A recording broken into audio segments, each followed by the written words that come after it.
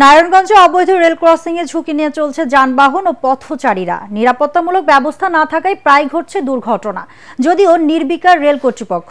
নারায়ণগঞ্জ থেকে আব্দুল সালামের রিপোর্ট, জানাচ্ছেন ফারহিন ইসলাম টোপা। ঢাকা নারায়ণগঞ্জ রেলপথে প্রতিদিন চলাচল করছে ৮ জোড়া ট্রেন।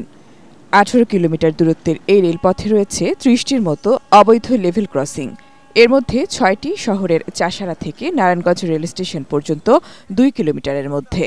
এসব রেল ক্রসিংয়ে ব্যারিয়ার নষ্ট থাকায় ট্রেন চলাচলের সময়ে যানবাহন আটকাতে ব্যবহার করা হয় দড়ি। অরক্ষিত রেল ক্রসিং, সেই সাথে রেল লাইনের দুপাশের জায়গা দখল করে গড়ে ওঠা দোকানপাটের কারণে জনসমাগম বেশি থাকায় বেড়েছে দুর্ঘটনার ঝুঁকি, হচ্ছে প্রাণহানি। ব্যস্ততম রাস্তা, তো এই রাস্তার মধ্যে আমি মনে করি যে রেলের পক্ষ থেকে যদি এখানে আমাদের এই একটা মানে কি বলে রেল ক্রসিং সিস্টেম করে দিত, তাহলে মনে হয় জিনিসটা বেটার হইতো। জাম থাকে, আর জাম থাকা অবস্থায় দেখা যায় রেলের উপর, ট্রেনের উপর, রেল লাইনের উপর দিয়ে গাড়ি আসা যাওয়া করে। যদি একটা রেল গেট থাকতো তাহলে মানুষের মতো যানটা নিরাপত্তা থাকতো।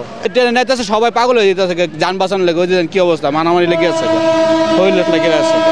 জনসাধারণকে সতর্কতার সাথে চলাচলের পরামর্শ দিয়েই দায় সারছে রেলওয়ে কর্তৃপক্ষ। চাষারার ওই সাইডে যে গেটগুলো কিছুগুলো ইঞ্জিনিয়ার ডিপার্টমেন্টের, ওইগুলো আমাদের না।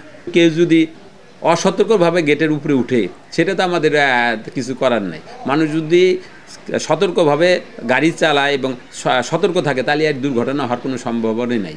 আরামদায়ক, নিরাপদ ও অন্য বাহনের তুলনায় ভাড়া কম ও নিরাপদ হওয়ায় ট্রেনের প্রতি বাড়তি আগ্রহ সাধারণ যাত্রীদের। তাই সেবার মান বাড়ানোর দাবি তাদের। Bureau report, ATN Bangla.